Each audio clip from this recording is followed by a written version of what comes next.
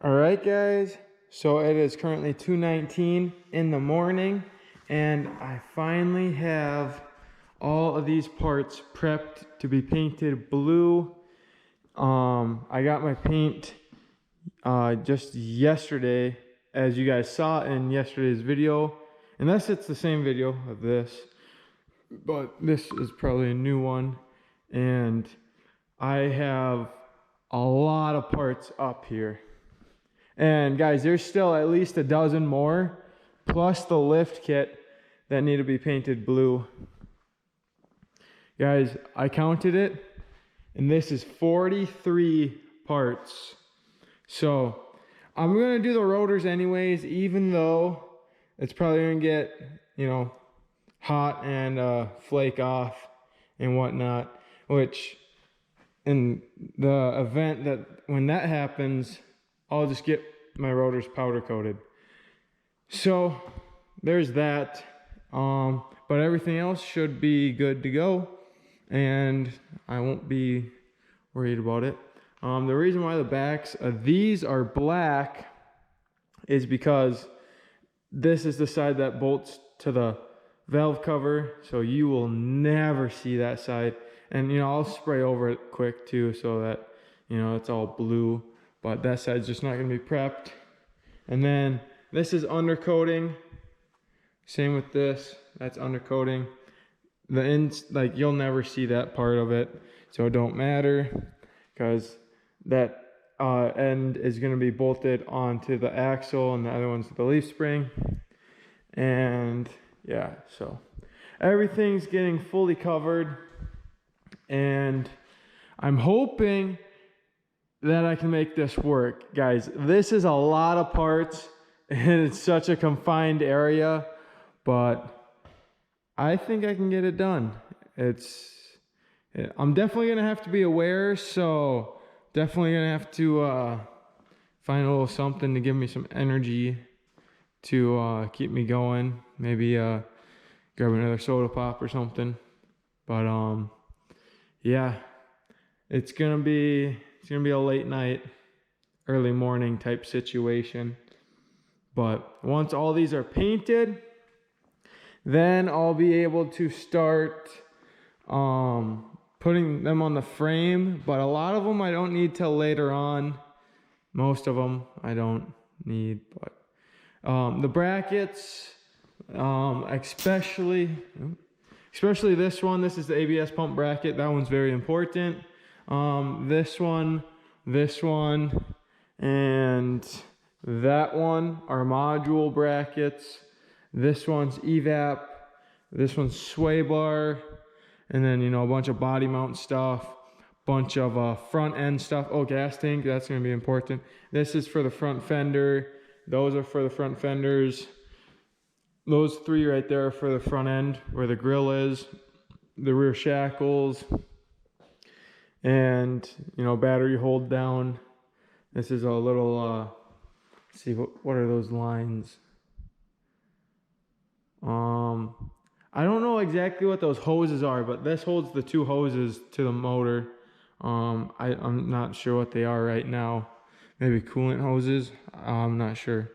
But anyways, and then those two, I don't remember honestly, but I'll figure it out. When I start putting it all back together, it'll all come to me. But I'm gonna get this all painted, and honestly, I'll still show you guys, but it's just gonna be, the standard angle from the toolbox corner here.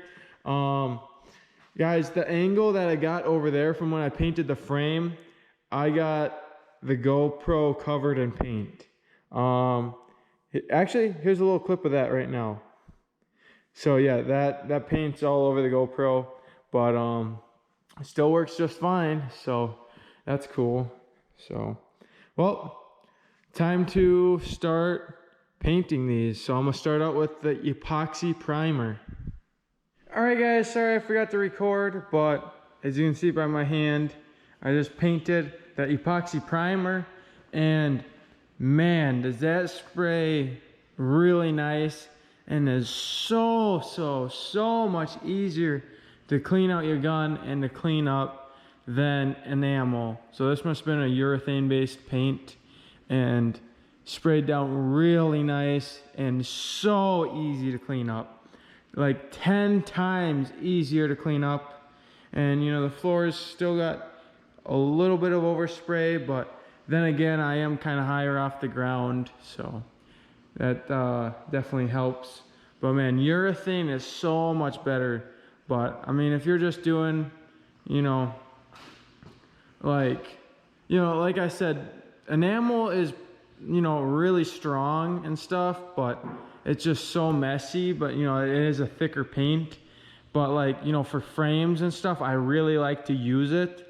And you know, the fact that it is really cheap and nice and affordable. But here is how everything turned out. All 43 parts are painted, every square inch. Just rows of parts. I did one nice thick coat over everything, and it turned out really good. Sprayed really, really nice. I honestly don't know how the rotors are going to turn out, but I am fully expecting to have to powder coat them later down the road. But, you know, just for fun. Can't forget these ones. So there you guys have it. And next will be the base coat, and I will make sure that I set you guys up for when I spray that. Man, is that messy? I think this stuff is fully, yeah. Looks like I can start spraying base coat already. That's still a little tacky. I'll probably wait another 10-15 minutes just to let everything catch up, because I did have to stop twice to mix up some paint. When I was going, I did all that, all this, and I was already out of paint. Well, when I mix up a quart mixing cup, I can basically get two sprays out of it, like 2 refills. Well, technically it's like 1 3/4 probably, but anyways, I got to here, and then, so let's see, that was like the first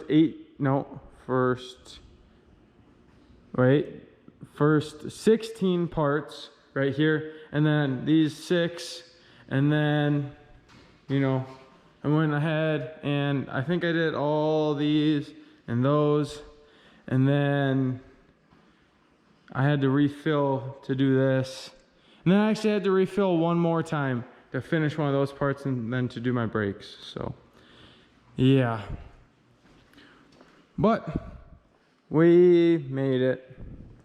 So now well, the gun's already clean. That was super easy to clean, like I was saying. Now it's time to just wait a couple minutes. I'm gonna wait until this is pretty dry. It can be a little tacky still, and then I'll start spraying the base coat. All right, guys, so I got my base coat right here, and it is just after 4 in the morning, and it is now April 11th. And you can see that this paint I just got on Friday on the 9th.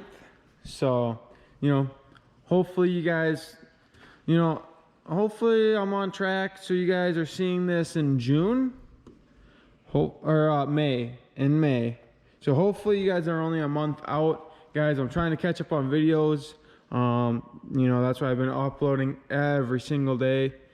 And yeah, I'm trying to get you guys caught up, so then I can you know, really bring you guys along with me. But got my base coat right here, and the reducer, got my fast reducer just because it's cold out.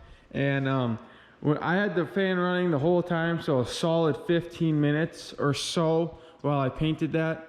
And it was at like 64 when I started, and it was at 56. So that's actually pretty good. It's definitely in the low 40s outside. So, you know, it's the way that turned out, I'm happy. So shouldn't have a problem with runs and stuff, especially with some nice cool reducer now. I do have another thing, a reducer right there that's medium reducer. So if it does get back up to the 70s, I'll switch to some medium. But yeah, for now I'm gonna be using cool. And with Minnesota, you never know. One day it could be 70, the next day it could be 50. So it's good to have both. And I'm gonna get this mixed up, and I am fully ready to spray. All right, guys, so mixing up the color right here, and man, this is nice. Just look at that. Oh, I cannot wait to spray this and see what it looks like on a part. I'm gonna clean up my stir stick and start pouring it for you guys. All right, guys, so this is a 1-to-1 mix paint. So realistically, this will mix into 2 gallons. And so I basically have 4 gallons here. So, you know, I got plenty. I don't want to have, you know, no room for error type situation. So made sure I had plenty. So let's hope I don't spill when I mix this. But, you know, I gotta mix a good bit, so here we go. All right, guys, so we got that mess cleaned up. I ended up wearing a little bit of it too, but looks like, so I was trying to mix at 5 to 10, but it looks like we went like 5 and yeah, 5 3/4 or something. So just gonna have to kind of guess a little bit here, but here we go. God, this stuff full is a mess. All right, there it is, guys. Full can of reducer, definitely a joke. I don't know how the heck you're supposed to pour that, but I mean, one paint mess later, I got it. I got it, guys. So just gonna mix her up here and load her in the gun and start spraying.